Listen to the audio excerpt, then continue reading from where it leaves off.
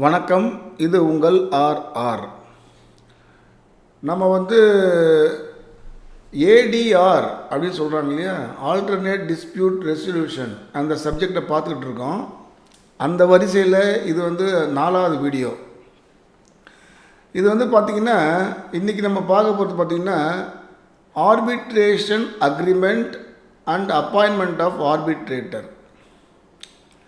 So already நமக்கு தெரியும் ADR அப்படின்னா என்ன, ஆல்டர்னேட் டிஸ்பியூட் ரெசல்யூஷன். அதே மாதிரி ஜேடிஆர்னு இருக்குது, அது ஜுடிஷியல் டிஸ்பியூட் ரெசல்யூஷன். ஜேடிஆர்னா கோர்ட் ஆஃப் லா வழியாக தீர்வு காண்றது, ஒரு ப்ராப்ளத்துக்கு ஒரு பிரச்சனைக்கு தீர்வு காண்றது கோர்ட் வழியாக பண்ணால் அது ஜேடிஆர். அவுட் ஆஃப் கோர்ட்டு ப்ரைவேட்டாக பண்ணால் அது ஏடிஆர், ஆல்டர்னேட் டிஸ்பியூட் ரெசல்யூஷன். இதை பற்றி நம்ம ஆல்ரெடி ப்ரீவியஸ் வீடியோஸில் நிறைய டிஸ்கஸ் பண்ணியிருக்கோம். நீங்கள் இந்த வீடியோ இப்போ தான் ஃபஸ்ட் டைம் பார்க்குறீங்க அப்படின்னா ப்ரீவியஸ் வீடியோவை போய்ட்டு நீங்கள் ஒரு வாட்டி செக் பண்ணி வாங்க. அப்போ உங்களுக்கு இந்த கான்செப்ட் கொஞ்சம் ஈஸியாக புரியும் உங்களுக்கு. இப்போ இன்றைக்கி என்ன டாபிக் நான் கவர் பண்ணுறேன்னு கேட்டிங்கன்னா, arbitration agreement, appointment of arbitrator, qualifications of arbitrator, அப்புறம் 2 லீகல் டேர்ம், பேக்டா சுண்ட் செர்வெண்டா, ஆடி ஆல்ட்ரம் பார்ட்டம், அதை பார்க்கலாம். ஒரு லீடிங் கேஸ் ஒன்று பார்ப்போம், KK Modi versus KN Modi. சரி, இப்போது அந்த டாப்பிக்கில் நம்ம டீட்டெயிலாக பார்க்கலாம். ஃபஸ்ட்டு பார்த்திங்கன்னா ஆர்பிட்ரேஷன் அக்ரிமெண்ட் அப்படின்னா என்ன அப்படின்னு நமக்கு தெரிஞ்சிருக்கணும். ஜென்ரலாகவே உங்களுக்கு அக்ரிமெண்ட்னா என்னன்னு உங்களுக்கு தெரிஞ்சிருக்கும். ஆல்ரெடி நீங்கள் தி இந்தியன் கான்ட்ராக்ட்ஸ் ஆக்ட் 1872 படிச்சிருப்பீங்க. அதிலே உங்களுக்கு அக்ரிமெண்ட் பற்றிலாம் நிறைய சொல்லியிருப்பாங்க. அதே மாதிரி தான் இதுவும் ஒரு கைண்ட் ஆஃப் அக்ரிமெண்ட், இந்த ஆர்பிட்ரேஷன் அக்ரிமெண்ட்டுன்னு சொல்கிறாங்க. இது பார்த்திங்கன்னா இந்த சட்டத்தில், அதாவது தி arbitration and conciliation act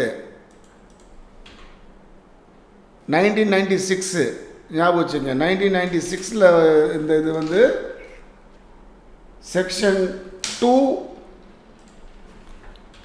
subsection 1 class பியும் செக்ஷன் 7 ஆர்பிட்ரேஷன் அக்ரிமெண்ட்டை பற்றி பேசுது. அதில் தான் டிஃபைன் பண்ணுறாங்க. செக்ஷன் 2 சப்செக்ஷன் 1 கிளாஸ் பியில் ஆர்பிட்ரேஷன் அக்ரிமெண்ட்னா என்ன அப்படின்னு சொல்கிறாங்க. இப்போ நீங்கள் பார்த்தீங்கன்னா இட் மீன்ஸ், அதாவது arbitration agreement means an agreement between parties to submit disputes to arbitration. அதாவது அக்ரிமெண்ட்னா என்னென்னா, 2 பார்ட்டியோ இல்லை 2க்கு மேற்பட்ட பார்ட்டிகளோ அவங்களுடைய டிஸ்பியூட்னா பிரச்சனையோ இல்லை அவங்களோட தகராறையோ ஆர்பிட்ரேஷன் வழியாக போய்ட்டு சால்வ் பண்ணுற அக்ரிமெண்ட்டு பேர் தான் ஆர்பிட்ரேஷன் அக்ரிமெண்ட்டுன்னு சொல்கிறாங்க.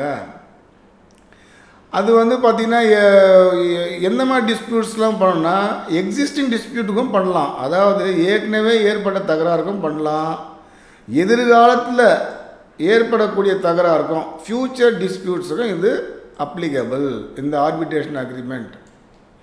சரி சார், அக்ரிமெண்ட்னா சொல்லிட்டீங்க, ஆர்பிட்ரேஷன் அக்ரிமெண்ட் புரிஞ்சிச்சு. ஒரு அக்ரிமெண்ட் 2 பேருக்குள்ளே, ஒரு பார்ட்டிக்கு 2 பேருக்குள்ளே ஒரு அக்ரிமெண்ட் போடுறாங்க.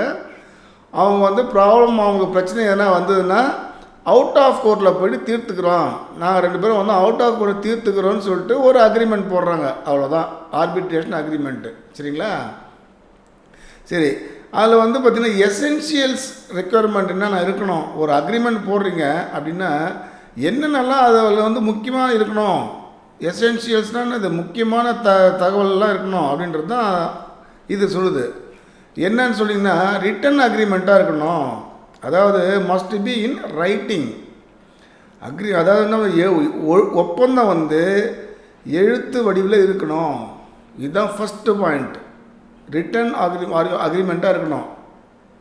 2வது இன்டென்ஷன் டு ஆர்பிட்ரேட் அப்படின்னா என்ன, பார்ட்டிஸ் மஸ்ட் இன்டென்ட் ஆர்பிட்ரேட்டர், ஆர்பிட்ரேஷனுக்கு போகிற அளவுக்கு அவங்களுக்கு என்ன இருக்கணும், நோக்கம் இருக்கணும். அந்த பார்ட்டிஸ்க்கு மஸ்ட் இன்டென்ட் ஆர்பிட்ரேஷன் அந்த இன்டென்ஷன் இருக்கணும், ரெண்டு பேருக்கும் நோக்கம் இருக்கணும். இன்டென்ஷன் ஆர்பிட்ரேஷன் போகிற நோக்கம் ரெண்டு பேருக்குமே இருக்கணும். ஓகேங்களா? மூணாவது பாயிண்ட் என்ன சொல்லுது? Disputes to be refer to arbitration. இந்த இது இருக்கணும், ரெஃபர் டு ஆர்பிட்ரேஷன். அதாவது என்னென்னா, dispute must be refer to arbitration அப்படின்னு அர்த்தம். சரிங்களா? அதாவது தகராறு, ஒரு டிஸ்பியூட்டு பிரச்சனை வருதுன்னா நடுவர் தீர்ப்புக்கு அனுப்பப்பட வேண்டும் அப்படின்ற வாசகம் இடம்பெற்றிருக்க வேண்டும். எதில்? அந்த அக்ரிமெண்ட்டில். அது பேர் தான் வந்து ஆர்பிட்ரேஷன் கிளாஸ்ன்னு சொல்லுவாங்க. இது கம்பல்சரி இருக்கணும். இங்கே எங்கள் ரெண்டு பேருக்கு நடுவில் ஒரு பிரச்சனை ஏற்பட்டால் disputes to be refer to arbitration அப்படின்னு இருக்கணும். அதில் அந்த அக்ரிமெண்ட்டில் இருக்கணும். சரிங்களா? அதுக்கப்புறம் வந்து arbitrator or arbitrator tribunal, arbitral tribunal அப்படின்னு சொல்கிறாங்க. அப்படின்னா என்னென்னா, ஆர்பிட்ரேட்டர் வந்து அந்த டிசைட் பண்ண மஸ்ட் டிசைட் டிஸ்பியூட்டு. நடுவர் தகராறுகளை தீர்மானிக்க வேண்டும், அந்த பிரச்சனையை அவர் தீர்மானிக்கணும். ஆர்பிட்ரேட்டர்னால் ஒன் பர்சன் அர்த்தம். ஆர்பிட்ரல் ட்ரிபியூனல் அப்படின்னா ஒன்றுக்கு மேலே இருக்கவங்களுக்கு, ஒரு ஆர்பிட்டருக்கு மேலே. அதாவது ஜென்ரலாக பார்த்தீங்கன்னா ஆர்பிட்ரேட்டில் எப்படி அப்ளை பண்ணுவோம்? 1 இல்லை 3 பேர் இல்லை 5 பேர் இப்படிலாம் அப்பாயின் பண்ணுறாங்க. அதுதான் வந்து ஆர்பிட்ரேட் ட்ரிபியூனல் அர்த்தம். ஒரே ஒருத்தர் தான் டிசைட் பண்ணுறாருன்னா ஆர்பிட்ரேட்டர்னு சொல்லுவாங்க. சரிங்களா? ஸோ ஆர்பிட்ரேட்டர் வந்து மஸ்ட் டிசைட் டிஸ்பியூட்ஸ், அவர் வந்து தகராறுகளை தீர்மானிக்கணும் அப்படின்னு சொல்கிறாங்க. 5வது பாயிண்ட் வந்து டிசிஷன் வில் பி பைண்டிங். அப்படின்னா அர்த்தம், டிசிஷன் மஸ்ட் பைண்ட் பார்ட்டிஸ், இரு தரப்பினர்களையும் கட்டுப்படுத்த வேண்டும். பைண்டிங் அப்படின்னா அது கட்டுப்படுத்தணும். எது? அவர் கொடுக்குற தீர்ப்பு, டிசிஷன். இந்த இடத்துல வந்து அவங்க கொடுக்குற பேர் வந்து என்னது? அவார்டுன்னு சொல்லுவாங்க. ஆர்பிட்ரல் அவார்டு, அதுதான் டெசிஷன். இங்கே இந்த இதை பொறுத்த வரைக்கும், ஏடிஆரை பொறுத்த வரைக்கும் அவார்டு வில் பி பைண்டிங். அதாவது ரெண்டு பேரையும் கட்டுப்படுத்தணும்னு சொல்கிறாங்க. மொத்தம் 5 பாயிண்ட் இதில் சொல்லியிருக்காங்க. எப்படி இருக்கணும்? ரிட்டன் அக்ரிமெண்ட்டாக இருக்கணும், இன்டென்ஷன் டு ஆர்பிட்ரேட்டாக இருக்கணும், disputes to be refer to arbitration clause இடம்பெற்றிருக்கணும் அதில். அப்புறமா வந்து ஆர்பிட்ரேட்டர் வந்து அதை டிசைட் பண்ணியிருக்கணும். அவர் வந்து ஒரு அவார்டு கொடுத்துருக்கணும் அவர். சரிங்களா? அது வந்து அந்த ரெண்டு பேரையும், அந்த அக்ரிமெண்ட் போட ரெண்டு பேரையும் கட்டுப்படுத்தணும். இதுதான் வந்து ஒரு எசென்ஷியல் எக்யூப்மெண்ட்டு. இது வந்து செக்ஷன் 7ல் உங்களுக்கு மென்ஷன் பண்ணியிருக்காங்க. நீங்கள் எடுத்து உங்களுடைய பேர் ஆக்டை எடுத்து பார்த்தீங்கன்னா உங்களுக்கு புரியும். சரிங்களா? ஆர்பிட்ரேஷன் அண்ட் கன்சிலியேஷன் ஆக்ட் 1996 எடுத்து பாருங்கள். இப்போ அடுத்த டாபிக் போகலாம். இப்போ என்ன அடுத்த டாபிக் என்னன்னு பார்த்தீங்கன்னா, ஆர்பிட்ரேஷன் கிளாஸ் நம்ம சொன்னோம் இல்லையா? அந்த ஆர்பிட்ரேஷன் கிளாஸ் எப்படி இருக்கணுன்றதுக்கு ஒரு எக்ஸாம்பிள் இங்கே கொடுத்துருக்குறேன் பாருங்கள். எப்படி வரணும்னா, any dispute arising out of this agreement shall be referred to arbitration by a sole arbitrator and the decision shall be final and binding on the parties. So இந்த மாதிரி இருக்கணும் அந்த வாசகம். இந்த ஆர்பிட்ரேஷன் கிளாஸ் இந்த மாதிரி இருக்கணும், தெளிவாக போட்டிருக்கணும் அதில். அப்போ தான் வந்து அது ஆர்பிட்ரேஷன் அக்ரிமெண்ட்டுன்னு அர்த்தம். சரி, இப்போ செக்ஷன் 10 என்ன சொல்லுதுன்னா, நம்பர் ஆஃப் ஆர்பிட்ரேட்டரை பற்றி பேசுது. எத்தனை பேர் ஆர்பிட்ரேட்டரை அப்பாயிண்ட் பண்ணலாம் அப்படின்னு ஒரு இந்த செக்ஷன் 10 சொல்லுது. Must not be even numbers. அப்போ என்ன அர்த்தம்? மஸ்ட் பி ஆட் நம்பராக இருக்கணும் அப்படின்னு சொல்லுது. ஈவன் நம்பர்னால் என்ன? ஈவன் நம்பர்னால் 1, 2, 4, 6, 8 இப்படிலாம் சொன்னால் அது வந்து ஈவன் நம்பர்.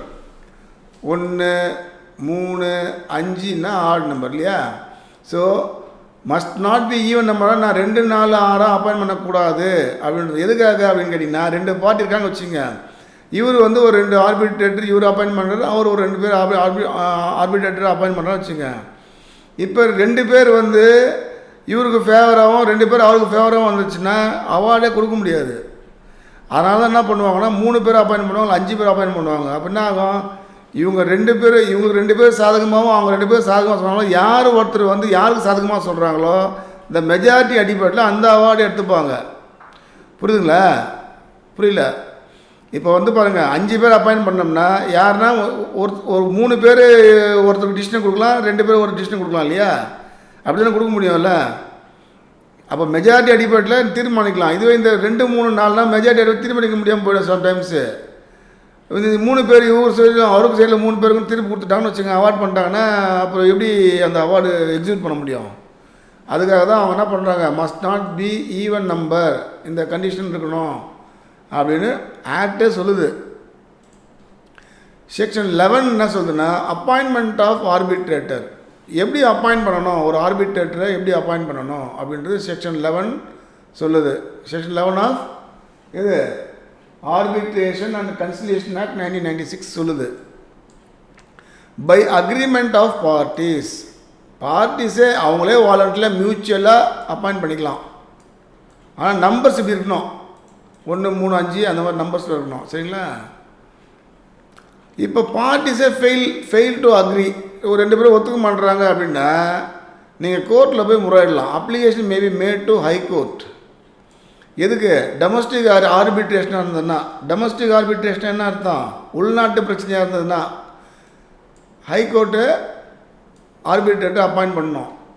இன்கேஸ் அதுவே வந்து ஃபாரின் டிஸ்பியூட் இருந்ததுன்னா சுப்ரீம் கோர்ட் பண்ணணும். சரிங்களா? பாருங்கள், சுப்ரீம் கோர்ட் இப்போ அடுத்த இதில் பார்த்தீங்கன்னா ஸ்லைடில் பார்த்தீங்கன்னா தெரியும். அது பாருங்கள், சுப்ரீம் கோர்ட் இன்டர்நேஷ்னல் கமர்ஷியல் ஆர்பிட்ரேஷனாக இருந்ததுன்னா சுப்ரீம் கோர்ட்டை அப்பாயிண்ட் பண்ணணும். சரிங்களா? இப்போ இன்டர்நேஷ்னல் கோர்ட் எப்போ இந்த பிரச்சனை, ஒருத்தர் வந்து ஒரு ஃபாரின் கம்பெனின்னு வச்சுக்கோங்க, இந்தியாவில் இருக்க ஒரு கம்பெனிக்கும் சிங்கப்பூரில் ஒரு கம்பெனிக்கு நடுவில் ஒரு பிரச்சனை வருதுன்னா அப்போ என்ன பண்ணணும், இன்டர்நேஷ்னல் கமர்ஷியல் ஆர்பிட்ரேஷனில் அப்பாயிண்ட் பண்ணுவாங்க, சுப்ரீம் கோர்ட் பண்ணணும். சரிங்களா? The court appoints arbitrator. நீங்களாக பண்ணிக்கோங்க. நீங்கள் பண்ணுறதுக்கு அங்கே 2 பேருக்குள்ளே பிரச்சனை ஆச்சுங்க அப்படின்னா கோர்ட் இன்வால்வ் ஆகும், கோர்ட் அப்பாயிண்ட் பண்ணணும். அப்போ கூட கோர்ட் வந்து கேஸ் நடத்தாது, ஆர்பிட்ரேட்டர் அப்பாயிண்ட் பண்ணணும். சரிங்களா? கோர்ட்டே கேஸ் நடத்துச்சுன்னா அர்த்தம் அது ஜேடிஆராக ஆகிடும் இல்லையா? ரைட். இப்போ செக்ஷன் 12 என்ன சொல்லுது அப்படின்னா, அப்பாயிண்ட் பண்ணுறாங்க இல்லையா, அதையே சேலஞ்ச் பண்ணலாம். அப்பாயின்மெண்ட் ஆஃப் ஆர்பிட்ரேட்டர் சேலஞ்ச் பண்ணுறது, எந்தெந்த கிரவுண்ட்ஸ்லாம் அவர் சேலஞ்ச் பண்ணலாம் அப்படின்றது செக்ஷன் 12 வந்து உங்களுக்கு சொல்லுது. சரிங்களா? பேராக்ட் இருந்தால் எடுத்து பாருங்கள், இன்னும் டீட்டெயிலாக வேண்டாம் உங்கள் டெக்ஸ்ட் புக்கை ரெஃபர் பண்ணிக்கங்க. சரி சார், இப்போ ஒரு ஆர்பிட்ரேட்டர் இருக்கார், அவருக்கு என்ன குவாலிஃபிகேஷன் இருக்கணும் அப்படின்னு பார்ப்போம். ஒரு ஆர்பிட்ரேட்டர் மஸ்ட் பி இம்பார்ஷியல். அப்படின்னு அர்த்தம், இம்பார்ஷியல்னு அர்த்தம் நடுநிலைமையாக இருக்கணும், நடுநிலையாக இருக்கணும், ஒருதலை பட்சம் நடந்துக்கூடாது. அந்த மாதிரி ஆள்லாம் அப்பாயிண்ட் பண்ணக்கூடாது ஆர்பிட்ரேட்டராக. அவர் இண்டிபெண்ட்டாக ரன் பண்ண இருக்கணும், தன்னிச்சையாக செயல்படணும். அவர் யாருடைய கட்டுப்பாட்டில் அவர் இருக்கக்கூடாது, இண்டிபெண்ட்டாக இருக்கணும். காம்படெண்ட்டாக இருக்கணும். அவர் காம்படெண்ட் தகுதியான ஆளாக இருக்கணும். அதை டிசைட் பண்ணுற அளவுக்கு அவருக்கு வந்து நம்ம தகுதி உள்ள ஆளாக இருக்கணும். அது ஃப்ரீ ஃப்ரம் பயாஸ். அகைன் அது பாரபட்சம் இல்லாமல் அவர் இருக்கணும். பாரபட்சம் இல்லாமல் அவர் வந்து தீர்ப்பு தரணும், அவார்ட் பண்ணணும். அந்த மாதிரி ஆள்லாம் ஆர்பிட்ரேட்டர் அப்பாயிண்ட் பண்ணணும். அதுதான் குவாலிஃபிகேஷன் அப்படின்னு சொல்கிறாங்க. சரி, படிப்பு சம்மந்தமாக எதனா இருக்குதுன்னு கேட்டிங்கன்னா இருக்குது. பார்த்தீங்கன்னா 10 வருஷம் எக்ஸ்பீரியன்ஸ், ப்ராக்டிஸிங் எக்ஸ்பீரியன்ஸ் இருந்ததுன்னா ஒரு அட்வொகேட்டை வந்து ஆர்பிட்ரேட்டர் அப்பாயிண்ட் பண்ணுவாங்க. இல்லை சார்ட்டர்ட் அக்கௌண்டன்ட், சிஏன்னு சொல்லுவாங்க, கேள்விப்பட்டிருக்கீங்களா? அவங்களையும் 10 வருஷம் எக்ஸ்பீரியன்ஸ் வந்தால் அப்பாயிண்ட் பண்ணலாம். காஸ்ட் அக்கௌண்டன்ட் சொல்லுவாங்க, அவங்களையும் எல்லாருமே 10 வருஷம் எக்ஸ்பீரியன்ஸ் உள்ள ஆளுங்களாம் காஸ்ட் அக்கௌண்டன்ட். கம்பெனி செக்ரட்டரி ஒரு தனி ஒரு இது, கம்பெனியில் வேலை செய்கிற செக்ரட்டரி கிடையாது, சிஎஸ்ன்னு சொல்லுவாங்க. இது வந்து ஐசிஏடபிள்யூன்றாங்க இல்லையா, ஐசிஏ அது மாதிரி சொல்கிறவங்க. இதெல்லாம் வந்து கம்பெனி செக்ரட்டரி, அவங்க ஐசிஎஸ்ஐன்னு சொல்லுவாங்க, இன்ஸ்டியூட் ஆஃப் கம்பெனி செக்ரட்டரின்னு தனியாக இருக்காங்க அவங்க. அப்புறம் வந்து அந்த officer from the Indian legal service work பண்ண என்ன ஆஃபீஸரும் அப்பாயிண்ட் பண்ணலாம், ஆர்பிட்ரேட்டராக பண்ணலாம். இல்லை கவர்மெண்ட்டில் வந்து லீகல் டிபார்ட்மெண்ட் மேட்டர்ஸில் இருந்தால் வந்து அவர் லா டிகிரியாக இருக்கிற ஒரு ஆஃபீஸராக இருந்தால் அவரையும் அப்பாயிண்ட் பண்ணலாம். இதெல்லாம் வந்து அவங்களுக்கு எஜுகேஷனல் குவாலிஃபிகேஷன் யாருக்கு, ஆர்பிட்ரேட்டருக்கு. சரிங்களா? ஸோ உங்களுக்கு இப்போ ஓரளவுக்கு புரிஞ்சுக்கணும்னு நினைக்கிறேன். ஆர்பிட்ரேட்டருடைய குவாலிஃபிகேஷன்னா அவர் எப்படி அப்பாயிண்ட் பண்ணலாம், ஆர்பிட்ரேஷன் அக்ரிமெண்ட்னா என்னென்னலாம் அதில் எசென்ஷியல் எலிமெண்ட்ஸ்லாம் இருக்கணும்னு சொல்லிட்டு பார்த்தோம்.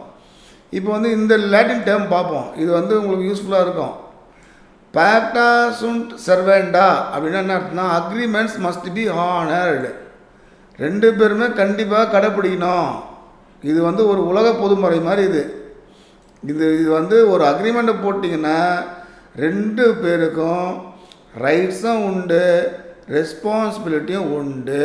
2 பேரும் அதை ஹானர் பண்ணணும்னா கண்டிப்பாக கடைப்பிடிக்கணும். அப்போ இந்த அக்ரிமெண்ட் நம்ம போடுறோம் இல்லையா, இப்போ நம்ம இது போடுறோம் இல்லையா, என்ன அக்ரிமெண்ட் இது? இந்த அக்ரிமெண்ட் வந்து 2 பேருமே ஃபாலோ பண்ணணும். ஆர்பிட்ரேஷன் அக்ரிமெண்ட் வந்து 2 பேருமே ஃபாலோ பண்ணணுன்றது தான் இதோடைய மீனிங். சரிங்களா?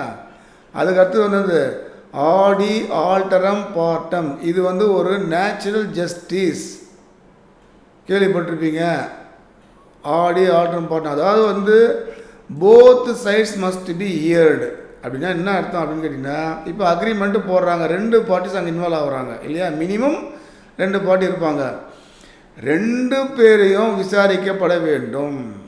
ஒரு டிசிஷன் நீங்கள் கொடுக்க போகிறீங்க, ஒரு அவார்டு கொடுக்க போகிறீங்க, ஆர்பிட்ரல் அவார்டு கொடுக்க போகிறீங்கன்னா 2 பார்ட்டியும் நீங்கள் விசாரிக்கணும். ஒருத்தரை மட்டும் விசாரிச்சுட்டு ஒருத்தருக்கு அவார்டு கொடுக்கக்கூடாது. இது வந்து என்னது, இயற்கை நேச்சுரல் ஜஸ்டிஸுக்கு முரண்பாடானது. இயற்கை விதிக்கு நேச்சுரல் ஜஸ்டிஸ் ஃபாலோ பண்ணணும், இயற்கை நீதியை ஃபாலோ பண்ணணும். இதெல்லாம் வந்து ஒரு அக்ரிமெண்ட்டில் சொல்லணும்னு அவசியம் கிடையாது. இதெல்லாம் வந்து டீஃபால்ட்டாக இருக்கணும். சரிங்களா? அதான் ஆடி ஆல்டரம் பார்ட்டம். 2 பேருக்குள்ள டிஸ்பியூட்டு, ஒருத்தர் மட்டும் விசாரித்து எப்படி தீர்ப்பு கொடுக்க முடியும்? அது மாதிரி தீர்ப்பு கொடுத்தா அது செல்லாது. சரிங்களா? 2 பேரையும் கொடுக்கணும், 2 பேரும் ரீசனபிள் டைம் கொடுக்கணும், கொடுத்து 2 பேரும் ஹியர் பண்ணணும். அதான் இங்கே ஹியர்ன்றாங்க. ஹியர்னா என்னது? 2 பேரும் விசாரிக்கணும் அப்படின்னு அர்த்தம். சரி, ஓகே. இப்போ இது எதுக்கு இந்த லாட்டின் டைம்னா, உங்களோட ஆன்சர் ஷீட்டில் இந்த லாட்டின் டைம்லாம் சேர்த்து எழுதிங்கன்னா தான் உங்களுக்கு நல்ல ஸ்கோர் கிடைக்கும். உங்களுக்கு நம்ம எழுதுவோம், நிறைய பக்கமாக எழுதுவோம், இருந்தாலும் இந்த மாதிரி லீகல் டேர்ம்ஸ்லாம் உங்கள் ஆன்சர் ஷீட் இருக்கிற மாதிரி பார்த்துக்குங்க. ஓகேங்களா? சரி, இப்போ என்ன பண்ணலான்னா, நம்ம ஒரு கேஸ் லாவை பார்ப்போம். இந்த கேஸில் வந்து பார்த்திங்கன்னா கே மோடி, கேஎன் மோடி. எதுக்கு இந்த கேஸு கொடுத்தா நமக்கு ஞாபகம் வச்சு ரொம்ப ஈஸியாக இருக்கும் உங்களுக்கு. ஏன்னா மோடின்றது நல்ல ஒரு famous name, prime minister of India இல்லையா. So K Modi versus KN Modi. Citation வந்து இதுதான் 1998 நடந்த கேஸு. இந்த ஆர்பிட்ரேஷன் ஆக்ட் எப்போ வந்தது? 1996. சரிங்களா? ஸோ 1996 2 வருஷம் கழிச்சு இந்த கேஸ் நடந்திருக்கு. ஞாபகம் வச்சுக்க நல்லா. இப்போ என்ன இந்த கேஸ் எதை பற்றி டிஸ்கஸ் பண்ணுன்னு கேட்டிங்கன்னா, இப்போ நம்ம பார்த்தோம் இல்லையா, எசென்ஷியல்ஸ் ஆஃப் ஆர்பிட்ரேஷன் அக்ரிமெண்ட். இப்போ நம்ம ஒன்று பார்த்தோம், எசென்ஷியல்ஸ் என்னென்ன இருக்கணும்னு பார்த்தோம். மஸ்ட் பி இன் ரிட்டன், ஒரு 6 கண்டிஷன் பட்சம். இந்த 6 கண்டிஷனும் இந்த கேஸில் இன்வால்வ் ஆகுது. இது நான் 6 கண்டிஷன் இதில் வந்து ஃபுல்ஃபில் ஆகுதா அப்படின்னு நம்ம பார்க்க போகிறோம். இப்போ அது மட்டும் இல்லாமல் ஆர்பிட்ரேஷனுக்கும் மீடியேஷனுக்கும் என்ன வித்தியாசம், மீடியேஷன் கன்சிலியேஷன் வேறு தனியாக இருக்குது, அதுக்கும் ஆர்பிட்ரேஷன் என்ன சம்பந்தம், என்ன மாதிரி வித்தியாசம் இருக்குது. இப்போ இதில் வந்து பார்த்திங்கன்னா ஆர்பிட்ரேஷன் அண்ட் கன்சிலியேஷன் ஆக்ட், இது மீடியேஷன் ஆக்ட் தனியாக இருக்குது. அது மீடியேஷனை பற்றி ஃபுல்லாக டீட்டெயிலாக பேசுது. இப்போ அதனால் வந்து நம்ம ஒரு ஜென்ரலாக வந்து ஒரு ஆர்பிட்ரேஷனுக்கும் மீடியேஷனுக்கும் உள்ள வித்தியாசம் என்ன அப்படின்றத நம்ம பார்க்கணும். ஜென்ரலாக வந்து பார்த்திங்கன்னா மீடியேஷன் அப்படின்றது வந்து பார்த்திங்கன்னா அவங்க அவார்டெலாம் பாஸ் பண்ண மாட்டாங்க. அவங்க வந்து என்ன பண்ணுவாங்க அப்படின்னு கேட்டிங்கன்னா மத்தியஸ்தம் பண்ணுவாங்க, ஒரு சமரச பேச்சுக்கு இது பண்ணுவாங்க, ஆலோசனை கொடுப்பாங்க. அதுதான் மீடியேஷனோட வேலை. பட் ஆர்பிட்ரேஷன் அப்படி கிடையாது. அவர் வந்து அவார்டு பாஸ் பண்ணுவார், அந்த அவார்டு 2 பேரையும் கட்டுப்படுத்தும். 2 முக்கியமான வித்தியாசம் இதுதான். ஆர்பிட்ரேஷன் வந்து கோர்ட்டு மாதிரி அவர் ஜட்ஜ்மெண்ட்டு கொடுப்பாரு, அந்த ஜட்ஜ்மெண்ட் பேர் தான் வந்து ஆர்பிட்ரல் அவார்டு. அது 2 பேரையும் கட்டுப்படுத்தும். மீடியேஷனில் வந்து அவார்டெலாம் கொடுக்க மாட்டாங்க, ஒரு மதிசம் பண்ணுவாங்க, 2 பேரும் உட்கார வச்சு பேசுங்க, பேசி ஒரு முடிவுக்கு வாங்க அப்படின்னு ஒரு அட்வைஸ் தான் பண்ணுவாங்க, சமரசத்துக்கு தான் பண்ணுவாங்க. இதுதான் இங்கே முக்கியமான வித்தியாசம். இது வந்து ஏற்கனவே ப்ரீவியஸ் வீடியோலேயே நான் ஆல்ரெடி டிஸ்கஸ் பண்ணியிருக்கிறோம். இருந்தாலும் ஒரு ரீகால் பண்ணுறதுக்காக நான் திருப்பி அதை சொல்கிறேன். நான் இன்னொன்று வந்து பார்த்திங்கன்னா ஒரு முக்கியமான இது வந்து பார்த்திங்கன்னா every dispute resolution clause is not an arbitration agreement. நீங்கள் போகிற எல்லா டிஸ்பியூட் ரெசல்யூஷன் கிளாஸும் வந்து ஆர்பிட்ரேஷன் அக்ரிமெண்ட்னா இல்லை அப்படின்னு சொல்கிறாங்க. இதே மாதிரி வந்து இந்தியன் கான்ட்ராக்ட் ஆக்டில் கூட ஒரு மாதிரி சொல்லுவாங்க தெரியுமா, all agreements are not contract, all contracts are agreement but all agreements are not contract அப்படின்னு ஒரு இது சொல்லியிருப்பாங்க பார்த்துங்களா. அது எனக்கு கரெக்டாக வரல. எப்படி வரும்னா every contract is agreement but every agreements is not contract அப்படி வரும்னு நினைக்கிறேன். அது ஒரு வாட்டி நீங்கள் எடுத்து பாருங்கள், இந்தியன் கான்ட்ராக்ட் ஆக்டில் இது மாதிரி வரும். அதாவது வந்து எல்லா கான்ட்ராக்டும் அக்ரிமெண்ட்டு தான், ஆனால் எல்லா அக்ரிமெண்ட்டும் கான்ட்ராக்ட் கிடையாது அப்படின்னு அங்கே நம்ம படிச்சிருப்போம். அதே மாதிரி தான் இங்கே நீங்கள் போடுற டிஸ்பியூட் ரெசல்யூஷன் இருக்கு இல்லையா, அது எல்லாம் என்னது டிஸ்பியூட் ரெசல்யூஷன் கிளாஸ்னால் அதுதான் வந்து ஆர்பிட்ரேஷன் கிளாஸ் நம்ம படித்தோம். அதை வந்து எங்களுக்குள்ளே ஒரு டிஸ்பியூட் வந்தால் நாங்கள் வந்து ஆர்பிட்ரேஷன் ரெஃபர் பண்ணணும் அப்படின்னு ஒரு வாசகம் இடம்பெற்றிருக்குன்னு நான் சொல்லியிருக்கேன். பாருங்க, காமிக்கிறேன் பாருங்கள், அதை இந்த இடத்துல நான் சொல்லியிருக்கேன் பாருங்கள். எங்கே இந்த இருக்கு பாருங்கள், ஆர்பிட்ரேஷன் கிளாஸ் இந்த மாதிரி இருக்கணும். Dispute to be refer to arbitration இந்த வாசகம் இடம்பெற்றிருக்கணும். அதனால் இந்த மாதிரி ஒரு வாசகம் இடம்பெற்றிருக்கணும். ஆனால் நீங்கள் போகிற எல்லா வாசகமும் வந்து ஆர்பிட்ரேஷன் கிளாஸாக இருக்காது, அதுக்குன்னு சில ப்ரொசீஜர் இருக்குது, கரெக்டாக அதை மென்ஷன் பண்ணணும் அப்படின்னு இந்த பாயிண்ட் நம்பர் 3 மென்ஷன் பண்ணிங்க பாருங்கள். அதுதான் அங்கே நான் சொல்ல வரேன். நான் இப்போ அங்கே போவோம்.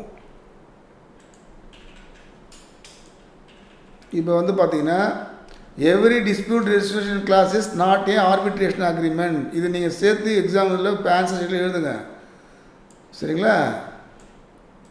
சரி, இப்போ இதில் வந்து எந்தெந்த லீகல் ப்ரொவிஷன்ஸ்லாம் இதோடைய லிங்க் ஆகுதுன்னு பார்த்தீங்கன்னா, இந்த ஆர்பிட்ரேஷன் கன்ஸ்டியூஷன் ஆக்ட் 1996 வந்து section 1 section 2 subsection 1 clause B involve ஆகுது. ஏன்னா அங்கே தான் டெஃபினேஷன் இருக்குது. செக்ஷன் 7 ஆல்ரெடி நம்ம பார்த்து தான் ஆர்பிட்ரேஷன் அக்ரிமெண்ட்னா எப்படி இருக்கணும், என்ஃபோர்ஸபிலிட்டி எப்படி இருக்கணுன்றது நம்ம அந்த இடத்துல பார்த்தோம். அதுதான் essential ingredients to arbitration agreement. ஓகேங்களா? இப்போ ஃபேக்ட் ஆஃப் த கேஸ் போனால் தானே இதெல்லாம் நம்ம சொல்கிறீங்க கரெக்ட் சார், நீங்கள் சொல்லலாம் கரெக்டு, புரியலையே 2 பேர் என்ன பண்ணாங்க, ஐயா அது வந்து அது வந்து கிளாஸ் இல்லைன்னு சொல்கிறீங்க அப்படின்னு தெரியணும்னா உங்களுக்கு என்ன தெரியணும், ஃபேக்ட் ஆஃப் த கேஸ் தெரியணும். சரி, இப்போ அவங்க ஃபேக்ட் ஆஃப் கேஸ் போவோம். கே மோடி அப்படின்ற ஒரு பேர் வந்து கிருஷ்ணன் குமார் மோடி. கேஎன் மோடி அப்படின்னா கேதார்நாத் மோடி. கொஞ்சம் ஈஸியாக உங்களுக்கு ரிமெம்பர் பண்ணுறதுக்காக தான் கே மோடி கேஎன் மோடி நாங்கள் போட்டிருக்கேன். அவங்க வந்து அவங்க ஃபேமிலி மெம்பர்ஸ் தான், குடும்ப உறுப்பினர்கள் தான் 2 பேருமே. அவங்க ஃபேமிலி பேர் வந்து மோடி ஃபேமிலின்னு சொல்லிடுறாங்க. அவங்களோட இது வந்து சர்நேம் வந்து மோடி ஃபேமிலின்னு சொல்கிறாங்க. அவங்க ஊரே வந்து பேரே மோடி நகர் தான், உத்தரப்பிரதேசில் இருக்குது. அவங்களுக்கு வந்து நிறைய பிஸ்னஸ் இருக்குது. அதை வந்து மோடி குரூப் ஆஃப் கம்பெனிஸ் அப்படின்ற பிஸ்னஸ் அவங்க ஃபேமிலி பிஸ்னஸ் அது ரன் பண்ணுறாங்க. அதுக்கு வந்து நிறைய கம்பெனிஸ் இருக்குது. குரூப் ஆஃப் கம்பெனிஸ்னு அர்த்தம், அதுக்கு உள்ள நிறைய கம்பெனிஸ் இருக்குதுன்னு அர்த்தம். நிறைய அசெட்ஸ்லாம் இருக்குது, அதுக்கு உண்டான சொத்துங்கள்லாம் இருக்குது நிறையா. அது வந்து அவங்க ஃபேமிலிக்குள்ளே பிரச்சனை ஸ்டார்ட் ஆகுது. The dispute arose among the family members. எதுக்காக பிரச்சனைனா, அந்த கம்பெனியை மேனேஜ் பண்ணுறதுக்கு, கண்ட்ரோல் பண்ணுறதுக்கு இந்த மாதிரி பிரச்சனை எப்பவுமே வரும் இல்லையா? ஒரு பெரிய ஃபேமிலி, பெரிய சொத்து இருக்குது அப்படின்னா, நிறைய பேர் இருக்காங்க, மெம்பர்ஸ் இருக்காங்கன்னா, இதை யார் மேனேஜ் பண்ணுறது, யார் வந்து அதை கண்ட்ரோல் பண்ணுறதுன்ற டிஸ்பியூட் ரைஸ் ஆகும். இது வந்து எப்போவுமே ஒரு நார்மலான ஒரு விஷயம் தான். அந்த மாதிரி இவங்க கம்பெனியில் நடந்துருக்குது. இந்த மோடி குரூப் ஆஃப் கம்பெனிஸ் இருக்கிற மெம்பர்ஸ் இவங்களுக்குள்ளே அந்த பிரச்சனை ஸ்டார்ட் ஆகிருக்குது. அப்போ என்ன பண்ணுறாங்கன்னா, ஒரு எம்ஓயு போடுறாங்க. ஜென்ரலாக எம்ஓ என்ன அர்த்தம், மெமோரண்டம் ஆஃப் அண்டர்ஸ்டாண்டிங் போடுறாங்க. என்ன சொல்கிறாங்கன்னு கேட்டிங்கன்னா, நமக்குள்ளே இதுமாதிரி பிரச்சனை இனிமேல் வந்ததுன்னா, providing that disputes would be refer to the chairman of IFCI limited. IFCI அப்படின்றவர் என்னென்னா, industrial finance corporation of India. இவங்கள வந்து அப்பாயின்ட் பண்ணிக்கிறாங்க. இவங்க ஆர்பிட்ரேட்டரை அப்பாயின்ட் பண்ணிக்கிறாங்க. எதுக்கு, ஃப்யூச்சரில் என்ன பிரச்சனை வந்தால் இவர்கிட்ட தான் போகணும், இவர்கிட்ட போயிட்டு நம்ம ப்ராப்ளம் சால்வ் பண்ணிக்கணும் அப்படின்னு ஒரு எம்ஓயு போடுறாங்க. ஸோ இப்போ இது வந்து பார்த்திங்கன்னா ஆர்பிட்ரேஷன் அக்ரிமெண்ட் பிரகாரம் இது ரைட்டிங்கில் இருக்குங்களா, எம்ஓயு போட்டாங்க, ரைட்டிங்கில் இருக்குது. அதுக்கப்புறம் அந்த ஆர்பிட்ரேஷன் கிளாஸும் போட்டாங்களா, என்ன போட்டுருவாங்க, would be referred to chairman of IFCA லிமிட்டடும் போட்டாங்க. 2 பார்ட்டியும் இருக்கிறாங்க, எல்லா இதுவுமே இல்லை உங்களுக்கு வந்து ஃபுல்ஃபில் ஆகுது. சரிங்களா, பார்க்குறதுக்கு அப்படி தெரியும் நமக்கு. சரி, இப்போ அந்த சொன்ன இன்க்ரீடியன்ஸ் எல்லாமே இங்கே வந்துடுச்சா, ரைட். இப்போ என்ன ஆகுதுன்னா ப்ராப்ளம் சால்வ் இது ஆகுது, ஒரு பிரச்சனை ஸ்டார்ட் ஆகுது. லேட்டர் டிஸ்பியூட் ஸ்டார்ட் ஆகுது, 2 பேருக்குள்ளே ஒரு பிரச்சனை ஸ்டார்ட் ஆகுது. அப்போ என்ன பண்ணுறாங்க, அக்ரிமெண்ட் பார்க்குறோம், அவங்க எங்கே போனோம், சேர்மன் ஆஃப் IFCAக்கு போனோம். அவர் 2த்தையும் விசாரிக்கிறாரு, விசாரிச்சுட்டு அவார்டு பாஸ் பண்ணுறாரு. யாருக்கு அவார்டு, யாருக்கு ஃபேவராக இருக்கிற அந்த அவார்டு KK மோடிக்கு ஃபேவராக இருக்குது அந்த அவார்டு. அப்போ என்ன அர்த்தம், நம்ம 2 பேருக்குள்ளே ஒரு பிரச்சனை வந்ததுன்னா நம்ம ஆர்பிட்ரேட்டர் அப்பாயின்ட் பண்ணணும். அந்த ஆர்பிட்ரேட்டர் வந்து 2த்தையும் விசாரிக்கணும். அவர் 2த்தையும் விசாரிச்சுட்டு ஒரு அவார்டு கொடுப்பாரு, அது பேர் ஆர்பிட்ரல் அவார்டு. அதை வந்து அந்த அவார்டு கொடுத்தோன்னே 2 பேரும் என்ன பண்ணணும், அதை கட்டுப்படுத்தணும் இல்லையா, அதானே அந்த ஆர்பிட்ரேட்டரோட அவார்டுடைய நோக்கம், கட்டுப்படுத்தணும். ஆனால் இவர் என்ன பண்ணுறாரு, KN மோடி ஒத்துக்க பண்ணுறாரு. அடுத்த பார்ட்டி இருக்கார்ல, KN Modi did not accept the award. என்ன கிரவுண்டில் அவர் சொல்கிறாருன்னு கேட்டிங்கன்னா, த கிளாஸ் நீங்கள் மென்ஷன் பண்ணியிருக்கீங்களே கிளாஸு, என்ன கிளாஸு, ஆர்பிட்ரேஷன் கிளாஸு, அது வந்து did not constitute a valid arbitration agreement. அந்த கிளாஸ் வந்து ஆர்பிட்ரேஷன் அக்ரிமெண்ட்டை ஃபார்மே பண்ணாது. அந்த மாதிரி ஒரு கிளாஸ் நீங்கள் போட்டிருக்கீங்க. அந்த கிளாஸ் வந்து ஆர்பிட்ரேட்டர் கிளாஸே கிடையாது.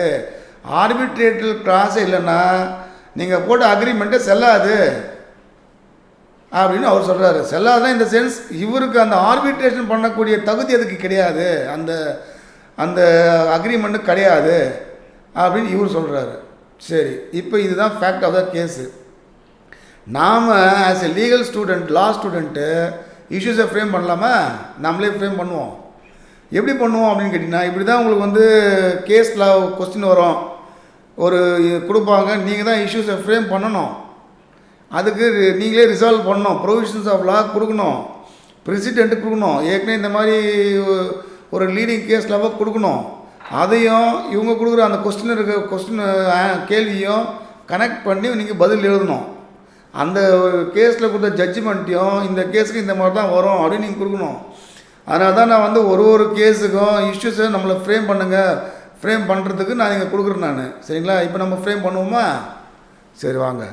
இப்போ இப்படி தான் ஸ்டார்ட் பண்ணணும் அந்த இஷ்யூஸை. வெதர் அப்படின்னு ஆரம்பிக்கணும்.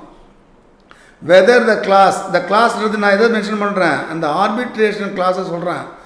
இன் MOU மெமோரண்டம் ஆஃப் அண்டர்ஸ்டாண்டிங்கில் அமௌண்டட் டு வேலிட் ஆர்பிட்ரேஷன் அக்ரிமெண்ட்டா, அந்த கிளாஸ் அவங்க மென்ஷன் பண்ணியிருக்காங்க இல்லையா. என்ன கிளாஸ் மென்ஷன் பண்ணியிருக்காங்க, டிஸ்பியூட். ஒரு வாட்டி பார்க்கலாமா அந்த ஃபேக்ட் ஆஃப் கேஸ், திருப்பி இந்த காமிக்கிறேன் பாருங்க.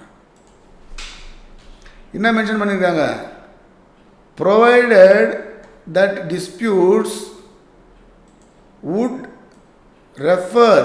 would be referred to chairman of IFCI mention பண்ணியிருக்காங்களா. இந்த கிளாஸ் போட்டிருக்காங்க பாருங்கள். இந்த கிளாஸ் வந்து போதுமா, இந்த கிளாஸு ஃபார்ம் பண்ணுமா, ஒரு லீகல் வேலிட் ஆர்பிட்ரல் அக்ரிமெண்ட் இந்த கிளாஸ் ஃபார்ம் பண்ணுமா அப்படின்னு தான் நம்ம ஒரு கொஸ்டின் ரைஸ் பண்ணுறோம். சரிங்களா, சரி. இப்போ 2வது கொஸ்டின் நம்ம என்ன ரைஸ் பண்ணலான்னு கேட்டிங்கன்னா, whether parties intended binding adjudication through arbitration. Adjudication அர்த்தம் தீர்ப்பு, விசாரிக்கிறது. ஆர்பிட்ரேஷன் விசாரிக்கிறதுக்கு 2 பேரும் வந்து இன்டென்ஷன் உண்டா, 2 பேருக்கும் நோக்கம் இருந்ததா. இந்த இவங்க போட்டுருக்காங்களே ஒரு MOU, இது வந்து அந்த மாதிரி சொல்லுதா, அட்ஜுடிகேஷன் பண்ணுற அளவுக்கு ஒரு ஆர்பிட்ரேஷன் கொடுக்குற அளவுக்கு 2 பேரும் வந்து ஒத்துக்குன்னு போன மாதிரி இருக்கா, நோக்கம் இருக்கா அதில் அப்படின்றது பார்க்கணும்.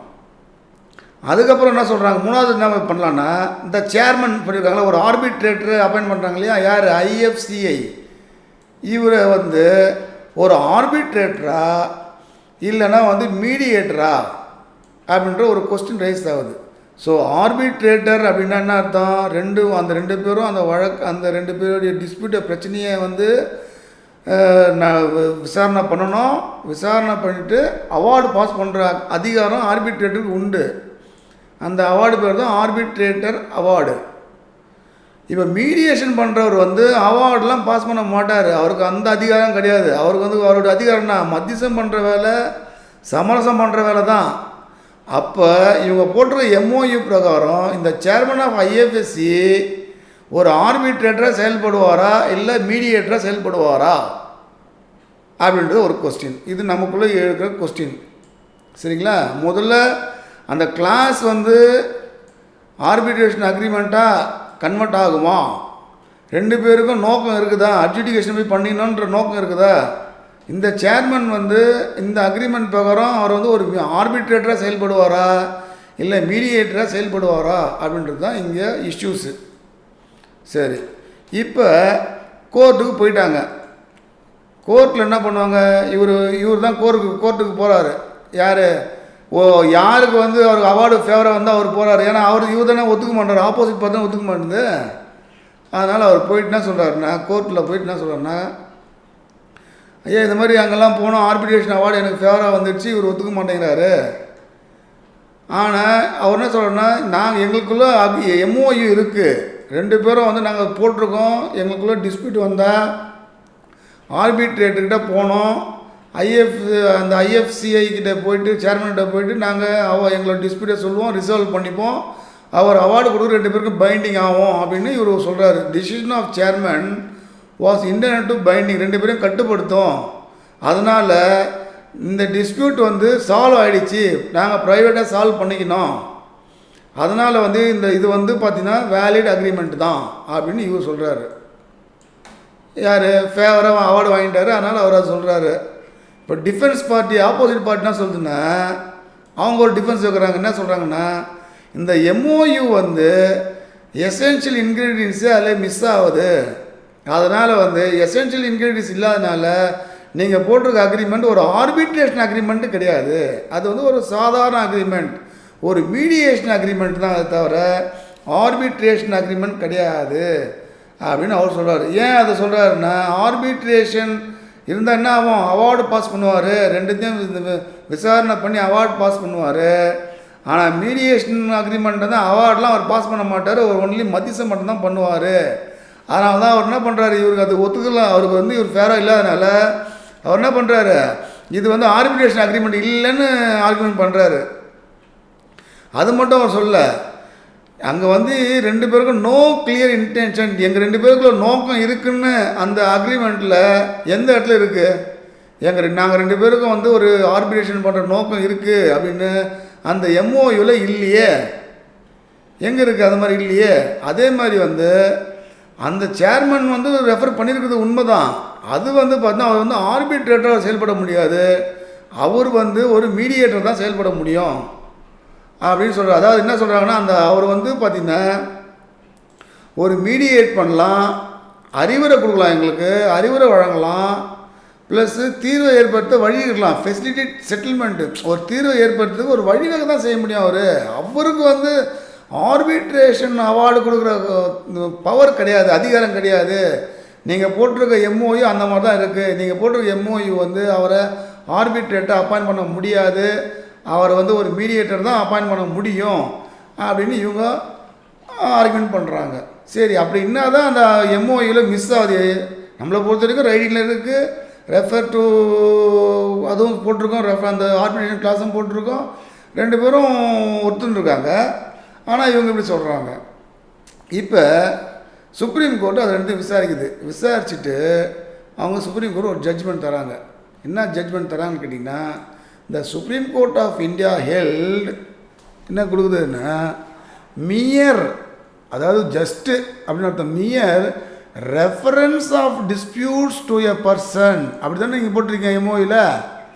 Reference of dispute to the person is not sufficient. வெறும்னே அதை போட்டால் நீ என்ன பிரச்சனை வந்தால் நான் அவரோட போகலாம், ரெஃபர் பண்ணலாம் அப்படின்னு சொன்னால் அது வந்து ஆர்பிட்ரேஷன் அக்ரிமெண்ட் இல்லை அப்படின்னு சொல்லுது. அப்போது இந்த பாயிண்ட் உங்களுக்கு நினைவு இருக்குதா? இப்போ நம்ம கொஞ்ச நேரத்துக்கு முன்னாடி நான் ஒரு பாயிண்ட் சொன்னேன் பார்த்தீங்களா? என்ன சொன்னேன்?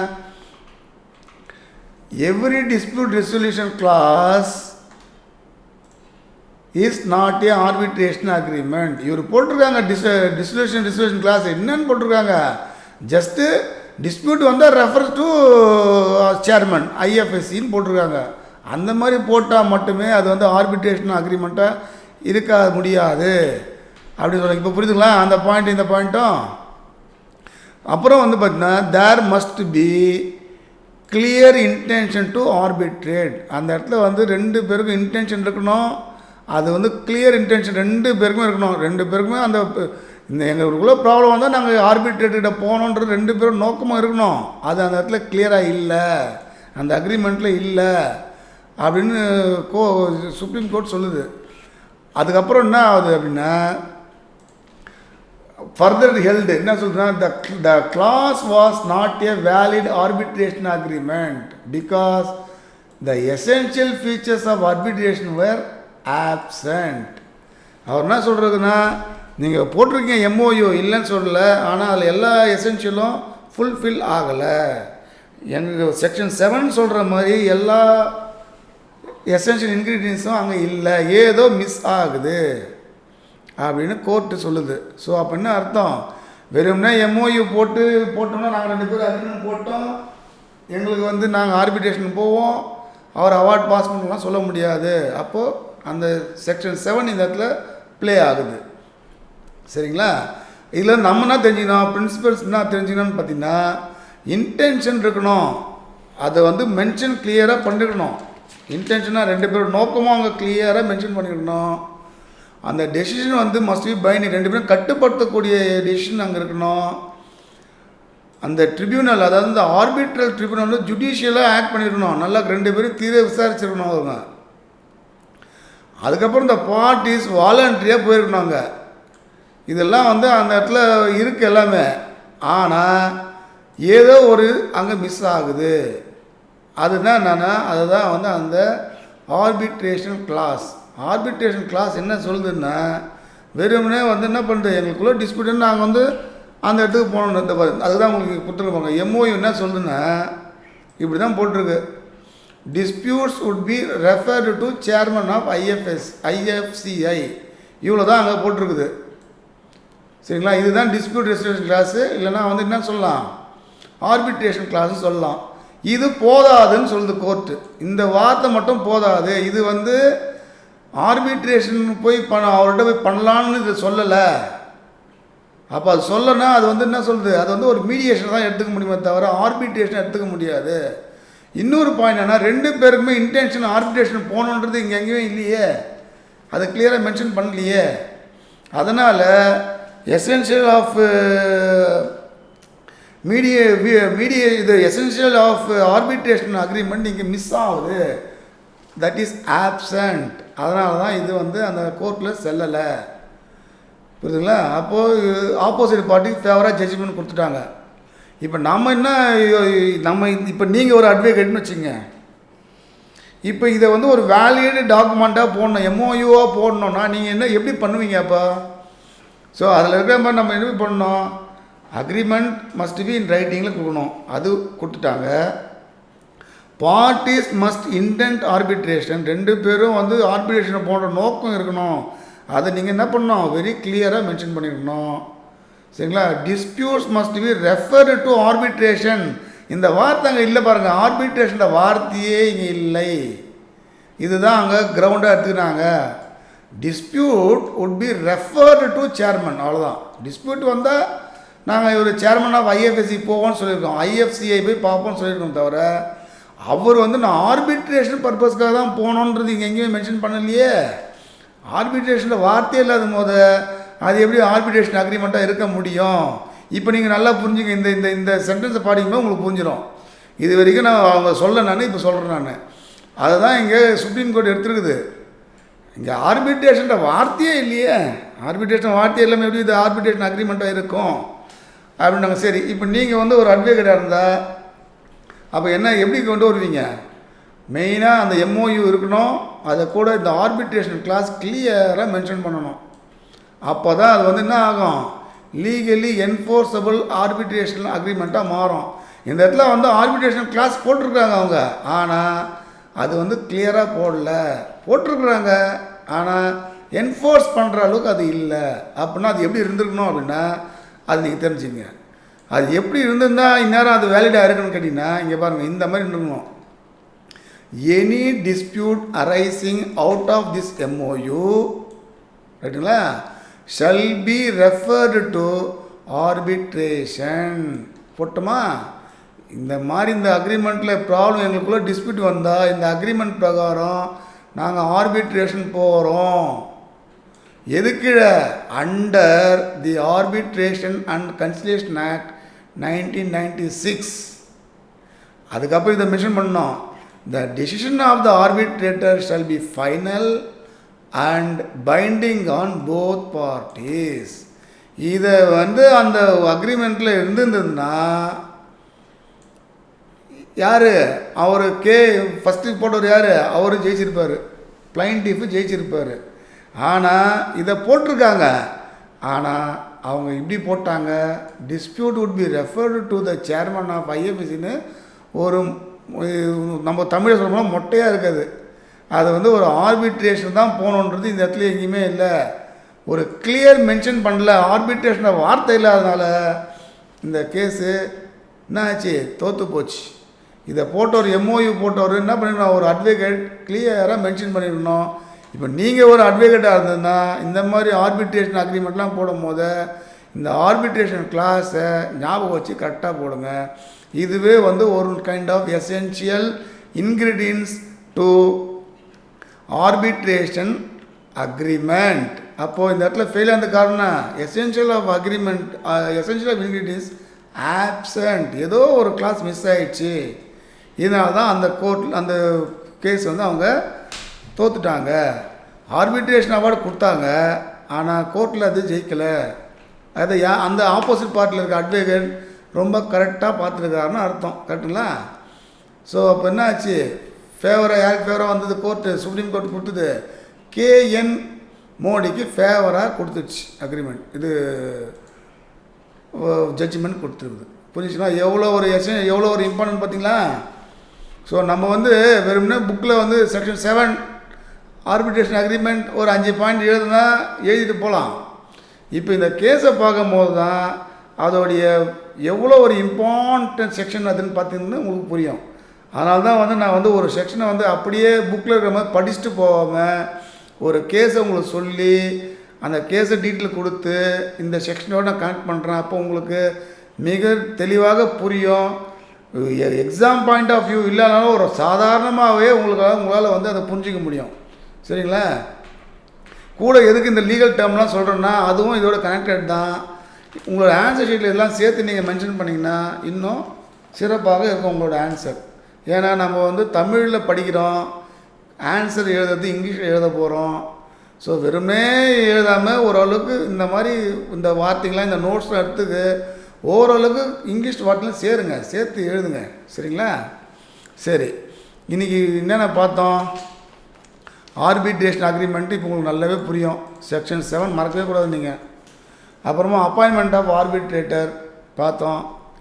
என்ன பார்த்தோம், ஈவன் நம்பராக இருக்கக்கூடாது, அதை பார்த்தோம். அப்புறம் வந்து குவாலிஃபிகேஷனு, அட்வொகேட்டருக்கெலாம் 10 வருஷம் ப்ராக்டிஸாக இருந்தால் ஆர்பிட்ரேட்டர் அப்பாயின்ட் பண்ணுறதுக்கு அதிகமாக வாய்ப்புங்க இருக்குது. பேக்டா சுண்ட் சர்வெண்டா, இது வந்து ஒரு உலக பொதுமுறைன்னு சொல்லிட்டேன். அக்ரிமெண்ட் போட்டால் 2 பேருமே வந்து அதை என்ன பண்ணணும், மதிக்கணும், பெர்ஃபார்ம் பண்ணணும். இல்லைன்னா ஆகும், ப்ரீச் ஆஃப் அக்ரிமெண்ட் ஆகும். சரிங்களா? அதே மாதிரி நேச்சுரல் ஜஸ்டிஸு முக்கியம். ஆடி ஆல்டரம் பார்ட்டம், அதாவது என்ன அர்த்தம், ஒரு டிஸ்பியூட் வந்தால் 2 பேரையும் கூப்பிட்டு விசாரிக்கணும். ஒருத்தரை மட்டும் விசாரித்து எந்த ஒரு அவார்டும் பாஸ் பண்ணக்கூடாது. அதுதான் அது ஆடி ஆல்டரம் பார்ட்டம். KK Modi versus KN Modi ஒரு லீடிங் ஜட்ஜ்மெண்ட் கொடுத்துருக்குறாங்க. ஸோ உங்களுக்கு இது ரொம்ப ஈஸியாக இருக்கும்னு நினைக்கிறேன் இந்த கான்செப்ட்டு. சரி, இன்றைக்கி இந்த வீடியோ இதோட முடிச்சுப்போம். அடுத்த கண்டென்ட்டு ஒன்று வேறு ஒரு கான்செப்ட் எடுத்து நெக்ஸ்ட் வீடியோவில் நான் போடுறேன். நன்றி, வணக்கம்.